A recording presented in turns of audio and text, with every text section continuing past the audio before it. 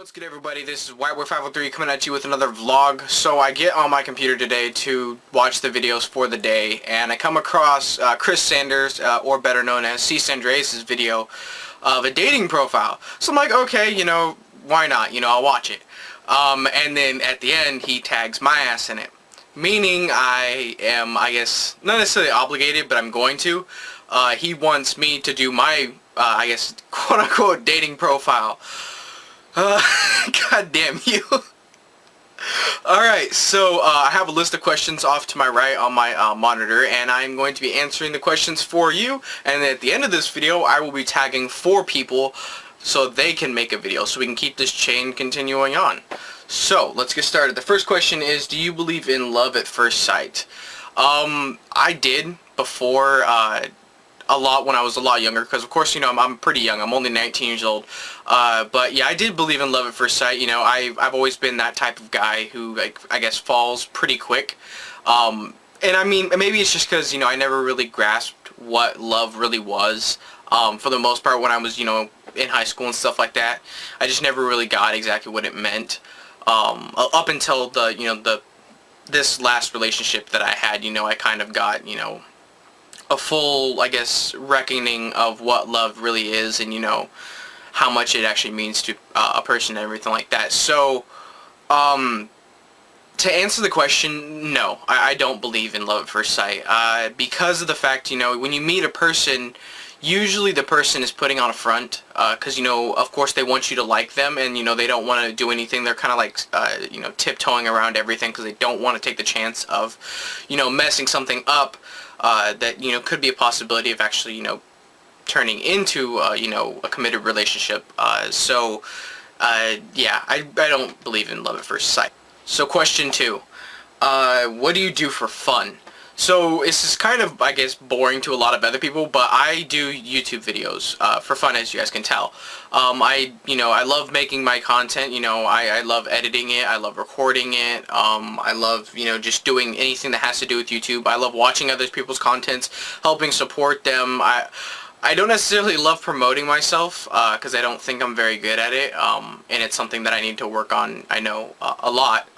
I need to learn, better strategies of promoting myself and all that kind of stuff. But I do YouTube for fun, for the most part. I love YouTube and everything, that it encumbers. The community, Team Bruno, which is a Google Plus community. If you haven't, checked it out, there will be a link in the description. But I love the community, the gaming community, all the friends that I've met, because, 2 of my best friends I met through YouTube, which is Double31 and S-Man Sam. They're 2 of my best friends, and I met them through YouTube. Had I not been doing this kind of stuff, I would have never met them. So I do that for fun.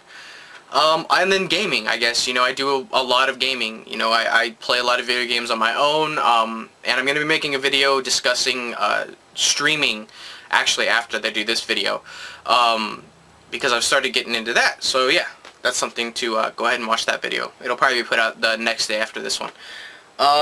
What do you want or do you have any children? Well, as I said, I'm only 19. So, no, I don't have any children as of now. I've came pretty close to being a father a couple times. Yeah, I'm not necessarily a, I guess typical, well, I guess I'm a typical guy. I've had some close calls, so let's just say that. I do want children, eventually. Of course, when I was, I guess in that scare of being a father, it kind of shook me up. Because I was just, if you watch, if you're in the U.S., you guys might know the show called Maury. And I'm not saying I was as bad off as these kids, but I was kind of like, well, fuck it, if I have kids, I'll have kids. It's not that big of a deal. But when the realization that, my, well, now ex-girlfriend was pregnant, I was shitting bricks. I was so fucking scared. I didn't know, what to do. I was terrified, certain circumstances, ended up happening where she actually ended up miscarrying, I guess, our potential child. And I will full on admit I cried like a little girl, because, I had gotten used to the idea of me being a dad, Not saying I was ready for it, but I was, I had gotten into, I guess, daddy mode where I was like, alright, I know what I gotta do. Let's do this. You know, I'm ready. Not necessarily ready, but you know what I mean. But yeah, I do want to have kids eventually. I probably not until after I have a stable, you know, job. But yeah, someday soon. Or not someday soon, someday. Yes, sorry. What do you look for in a relationship? For the most part, it's basically, you know, what everybody else looks at, you know, in a relationship. You know, I want the person to be trustworthy. You know, I want them to be loyal. You know, I want them to have some sense of humor. You know, for me, I like arguing. But not all like serious arguing. I like bickering back and forth. I think it's fun. You know, some people, you know, that bothers them for some reason. I just find it entertaining, you know, if you could just kind of go tit for tat back and forth, you know, as long as you guys both know that it's not serious, I don't see how it's an issue. I would like, you know, I guess my next relationship to have a little bit more of a nerdy side, you know, most of the girls that I've, you know, dated in the past have not been nerdy, they've been like the exact opposite, and if any of my exes are watching this, I mean no offense by this, but this is the only thing I can think of right now. Most of them have been, you know, I guess ghetto. You know, they've been, you know, most of them have been through a lot of hard times in their life and just not have ever made a connection with video games or, you know, anything that really interests me, like, that holds my interest a lot, which is, you know, video games and making videos. So yeah, that's definitely something that, you know, I really want in, you know, my future girlfriend or future, you know, wife even, is to have a little bit of a nerdy side, a little bit of a geeky side, you know, that I can hold a conversation about, you know, say Final Fantasy VII, and then at the end of the conversation just look at the person and just, you know, say that I love the person, you know, because that I think that's just kind of like a, you know, that's a fantasy of mine, you know, being able to, you know, hold a conversation with, you know, the woman that you love, with something that you have interest on, you know, I just think that that's, you know, an amazing thing. But, you know, besides that, you know, it's basically, you know, what every other, you know, person wants. You know, they want the person to be loyal, they want to be trustworthy, you know, kind. I want them, of course, to be attracted to me. You know, I don't want, you know, her to look at me with disgust. You know, I know I'm not necessarily the most, I guess you could say handsome guy, and I'm not necessarily the most fit person, but, you know, I still want them to be attracted to me, you know, and of course it'd be vice versa, you know, I would have to be attracted to the person too. So the next question is, what is one thing about yourself that you would like me to know? I've been through a lot in my life, and this isn't trying to, you know, throw off a sob story or anything like that, but I have been through many trials and tribulations throughout my time, you know, here in my 19 years, and I do not see it, you know, these trials and tribulations actually stopping anytime soon. You know, it's just, I guess, the gift slash curse that I've been given. You know, like I said, I've gone through a lot of, you know, a lot of stuff in my life that my peers would not be able to handle.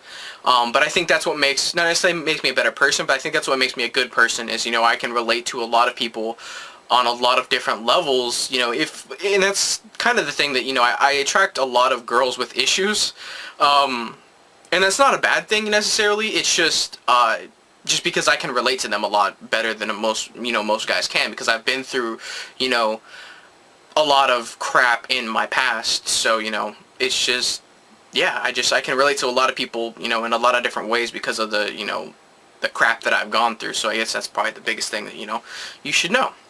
If I won the lottery, what would I, you know, spend it on? So, for me, the first thing that I would do, of course, would be put my mom up. You know, I would put her, you know, in a home where, you know, she'd feel comfortable, you know, everything would be paid, you know, maybe pay, you know, 2 years worth of her bills. She wouldn't have to worry about anything. I really want to, you know, take care of my mom, you know, in the end. You know, I want her to be happy. I want her to, you know, not have to worry about all the shit that, you know, we've had to worry about, you know, throughout my whole childhood, because it's just not right. And then, probably what I would do with the rest of the money is that I would invest it into my channel. You know, I would invest buying, you know, better equipment, you know, top of the line, you know, microphone, you know, I just make my YouTube channel the best that it can be, you know, with the money that I had.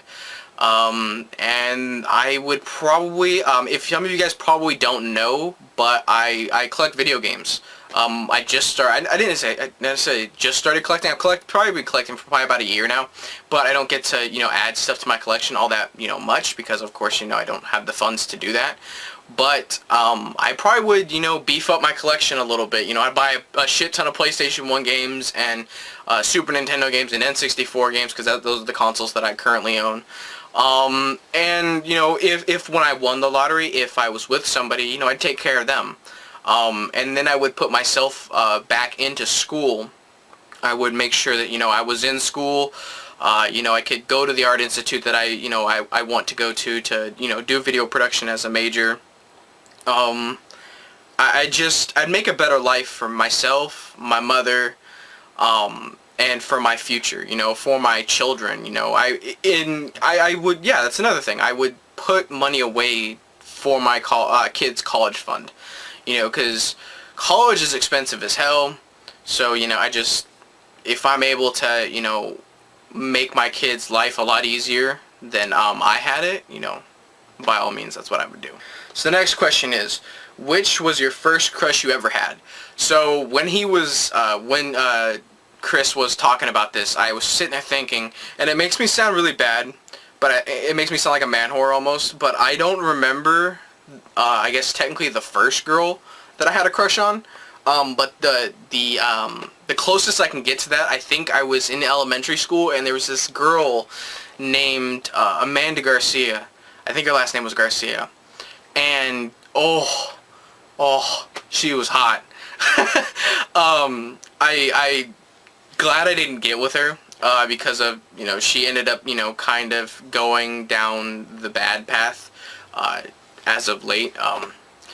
But yeah, dude, she was I don't know why, but I've always had a thing for I've always had a thing for Latin women, Mexican, Puerto Rican, anything in Latin culture. I've never really been into, white women, I guess, or African American or any other race, Asian even. It's never been my thing. I've always liked Latin women.